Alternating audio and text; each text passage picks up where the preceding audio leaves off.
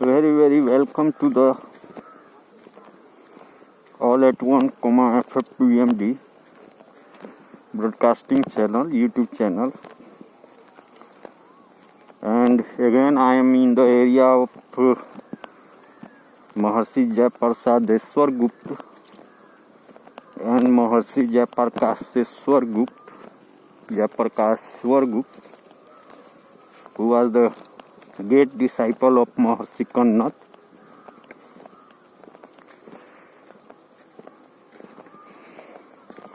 So,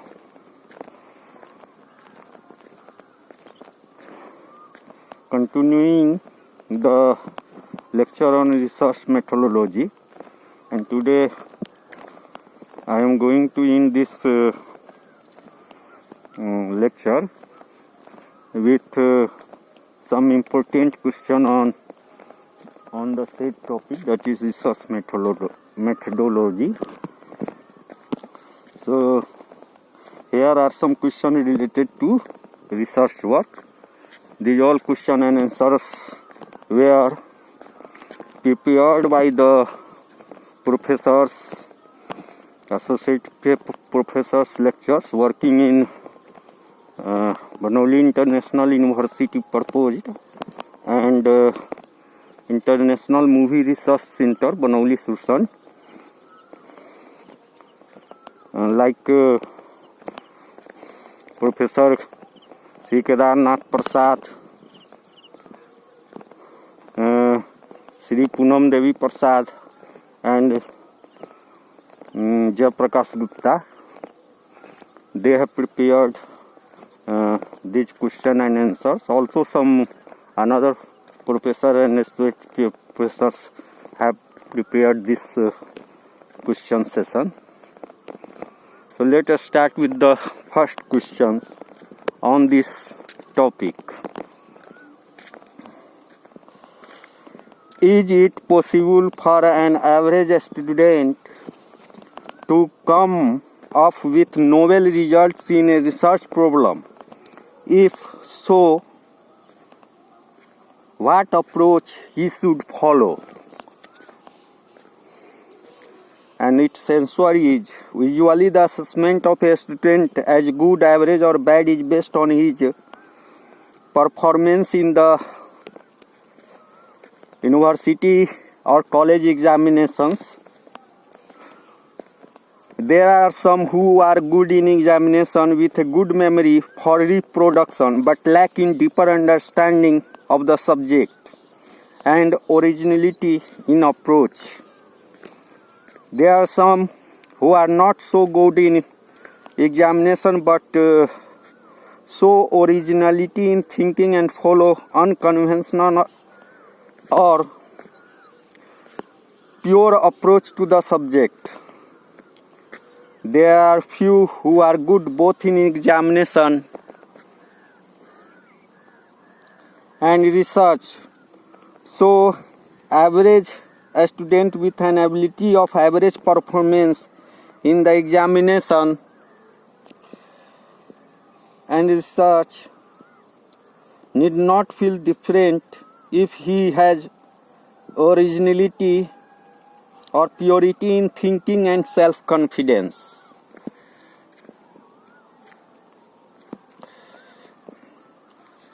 The next question is, what are the requirements for a successful research career? So here is the answer of this question. Motivation and innate interest in the topic of his research pursuit are the requirements for a successful research career. If a person takes the research not by compulsion but by his own choice, then he will not feel it as a burden but pursue it as a hobby. Science is at its best when it is a part of a way of life. This is the inscription that is found on the foundation stone of mathematical science. Next question is, that is third question. During a research career, a young researcher may come across disappointing moments like not getting expected results.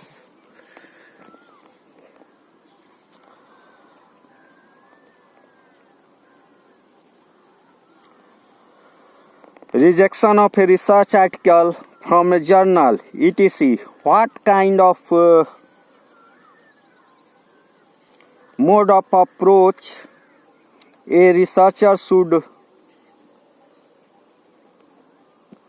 follow to face such situations?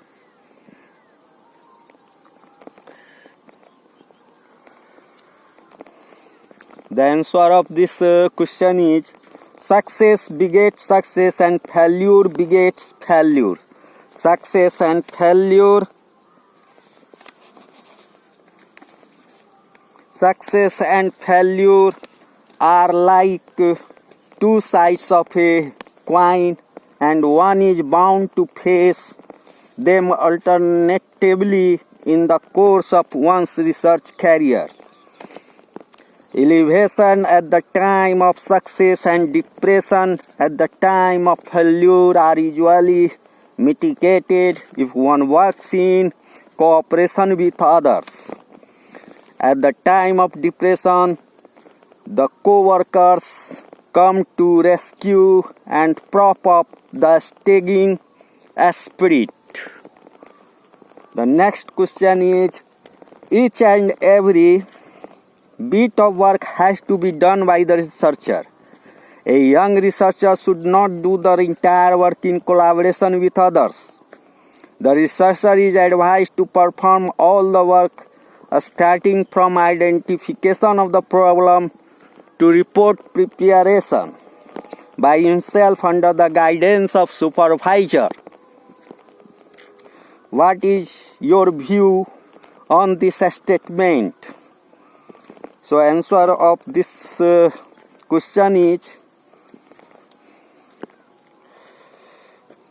according to me, at the initial stage, the researcher gets the support of the research group in which he is working and gains the knowledge of the group effortlessly.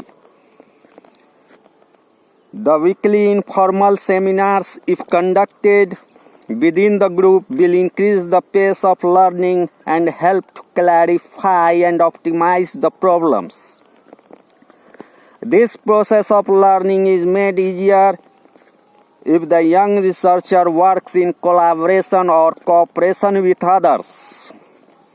This is true both for theoretical and experimental work.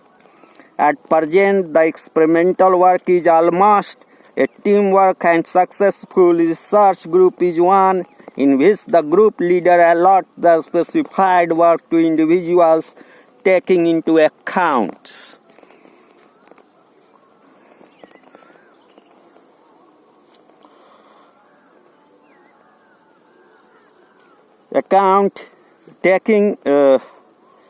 allot the specified work to individuals, taking into account his ability and expertise.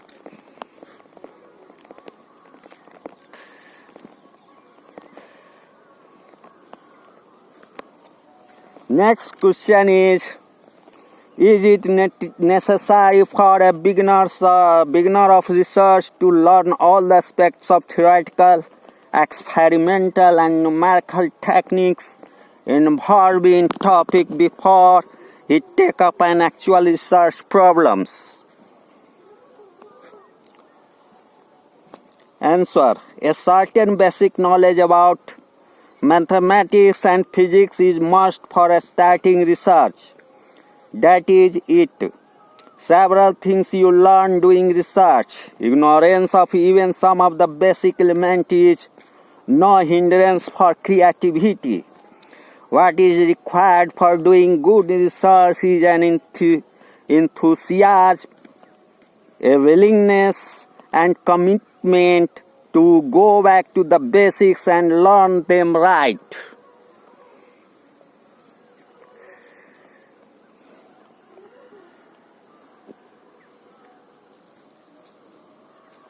The next question is, the common belief is that research is laborious and painful. Several times it is mentioned. Doing research is an entertainment. Please clarify this statement.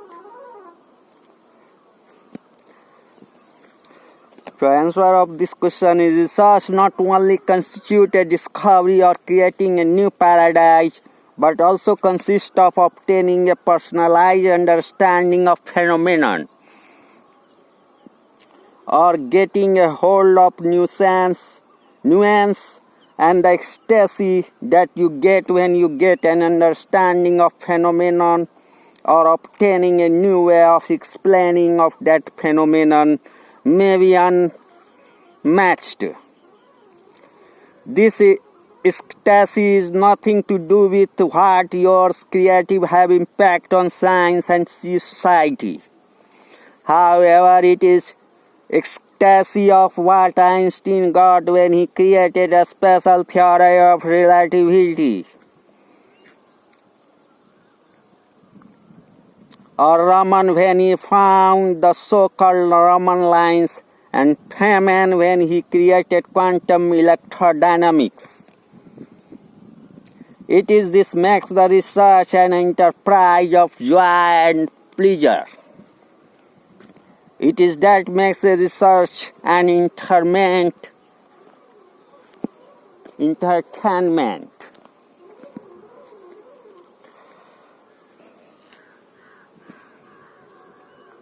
The next question is,